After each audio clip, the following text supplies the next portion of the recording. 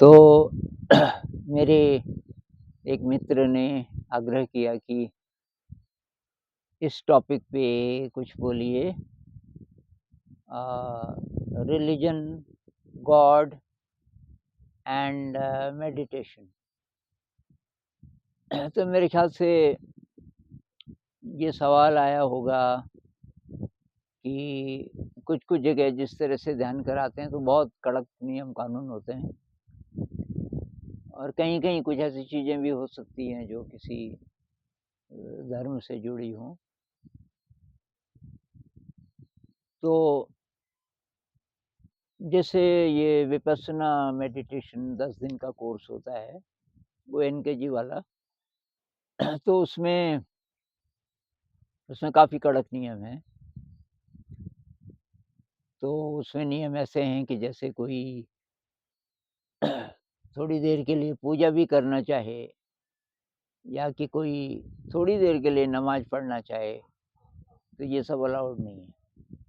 बल्कि वही कहते हैं कि कोई अंगूठी है आपके पास, कोई ताबीज़ है, अ, तो वो भी निकाल के रख दो, ताकि अ, केवल केवल आप उसी पे भरोसा करो जो वहाँ हो रहा है।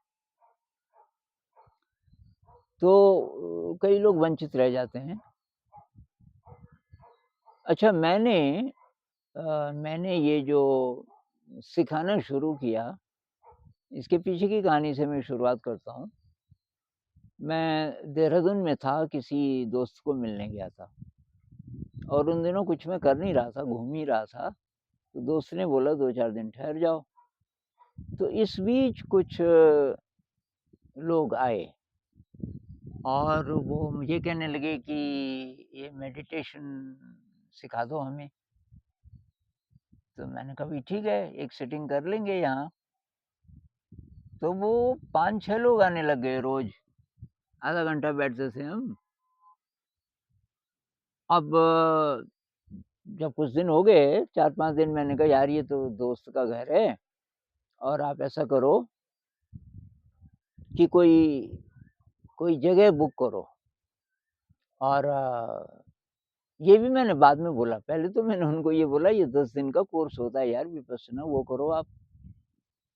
तो सारे हँसने लगे और हँसने लगे और मैंने कहा, "भई क्यों हँस रहे हो आप लोग?" कहने लगे, "वहाँ तो हम गए थे, ये दूसरे दिन भागा, ये तीसरे दिन भागा।" मैंने कहा, "क्यों?" कि ना तो बात करने देते, ना वो बीड़ी सिगरेट पीने देते।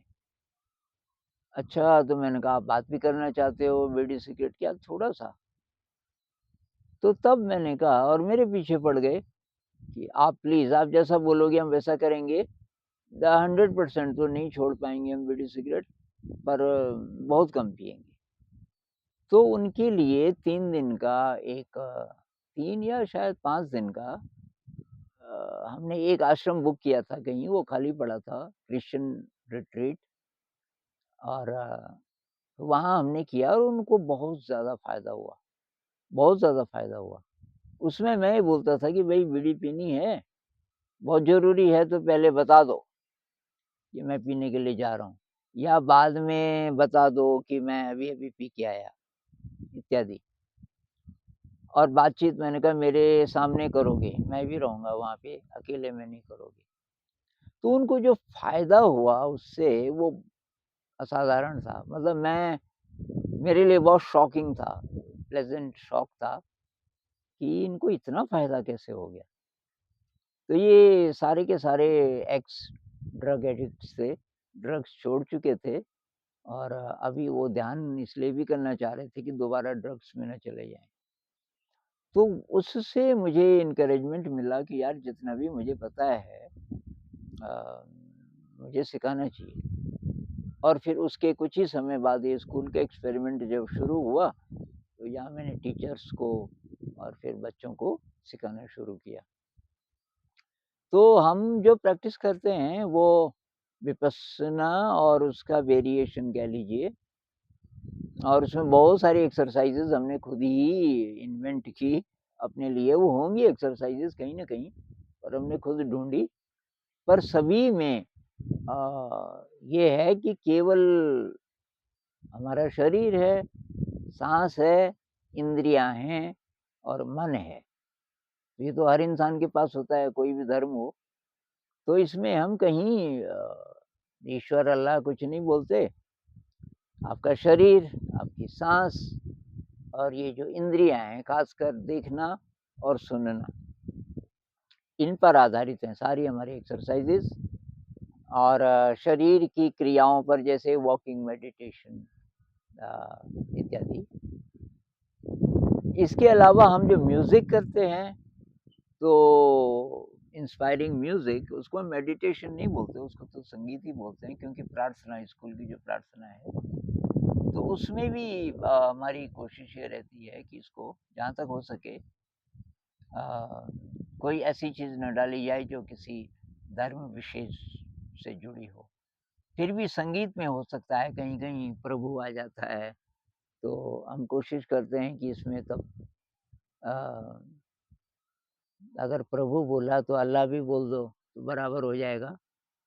लेकिन वहाँ प्रार्थना में कुछ-कुछ चीज़ें हैं, कुछ हमने उपनिषद से चीज़ें ली हैं, लेकिन ध्यान के अभ्यास में हम इन चीज़ों से दूर रहते हैं, क्योंकि कई लोगों को दिक्कत हो सकती है, जो किसी दूसरे धर्म के हैं। तो हम जो एक्सरसाइज़ करते हैं, उसमें ऐसा कुछ नहीं है कि किसी धर्म से वो जुड़ा हुआ नहीं है, किसी गॉड से जुड़ा हुआ नहीं है। ये कहाँ ले जाता है, हम नहीं बोलते कि इससे जी मुक्ति हो जाएगी, इससे आपको परम पद प्राप्त हो जाएगा। हम सिर्फ़ ये कहते हैं कि इससे तुम्हारा ब्रेन रिपेयर होगा और उससे आपका नर्वस सिस्टम थोड़ा बदलेगा, थोड़ा आपका शरीर और अच्छा हो जाएगा, आपका दिमाग तेज़ हो जाएगा। और बड़े जो लोग हैं, बड़ी उम्र के, उनको हम ये बोलते हैं कि थोड़ा पीस ऑफ माइंड, स्ट्रेस कम हो जाएगा और जीवन में थोड़ा शांति होगी। तो ऐसा नहीं बोलते कि इससे एनलाइटनमेंट मिल जाएगा आपको अ, या निर्वाण मिल जाएगा इत्यादि, ऐसा कुछ नहीं। और कि ये बुद्धिस्ट मेडिटेशन है कि कौन-सा कोई, कुछ नहीं। ये हम हैं, हमारा शरीर है, हमारा मन है, सब इंसानों का एक ही जैसा होता है। शरीर है, इंद्रियाँ हैं, मन है। सारी एक्सरसाइज़ेज़ बस इस पर आधारित है। और कोई सवाल पूछे तो तब हम थोड़ा साइंस की मदद लेते हैं, कि भाई अब साइंस को तो सब मानते हैं ना, किसी भी रिलिजन का कोई हो साइंस को मान लेगा। हालाँकि साइंस ज़्यादा डीप नहीं जा सकती। जो मिस्टिकल एक्सपीरियंस है, वो है असली चीज़। पर फिर भी क्योंकि उसको सेक्युलर रखने के लिए हम साइंस की मदद लेते हैं, न्यूरोलॉजी की खासकर। तो ये है। और फिलोसॉफ़िकल क्वेश्चन से हम बचते हैं कि भई ईश्वर क्या है? ब्रह्मांड किसने बनाया? और तो कौन-सा रिलिजन अच्छा है? इत्यादि, इत्यादि। हम कहते हैं भई ये इसकी ज़रूरत नहीं है अभी। अभी हम जहाँ हैं, जिस हालत में हैं, वहाँ से शुरू करें। हम अपने को ठीक रखना चाहते हैं। हम जीवन में शांति चाहते हैं। ये सभी चाहते हैं। बस यहाँ से शुरू करें। तो ये है मुख्य रूप से। तो कोई पूछे कि उद्देश्य क्या है ध्यान का? उद्देश्य क्या ईश्वर प्राप्ति नहीं है? तो हम कहते हैं भई उद्देश्य है, ये जो हम ज़िंदगी जी रहे हैं, इसमें थोड़ा-सा आनंद बढ़े, इसमें क्रिएटिविटी बढ़े, बस। ये कहाँ ले जाएगा हम नहीं जानते। इससे ईश्वर प्राप्ति होगी कि अल्लाह प्राप्त होगा कि कौन प्राप्त होगा, वो हम नहीं जानते। इसलिए हम उसकी बात ही नहीं करेंगे।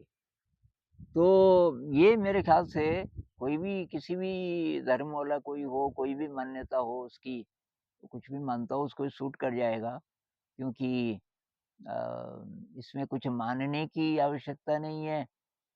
किसी भी धर्म की किसी चीज़ को लेकर के हम नहीं चलते। तो एकदम सेक्युलर है और एकदम साइंटिफिक है।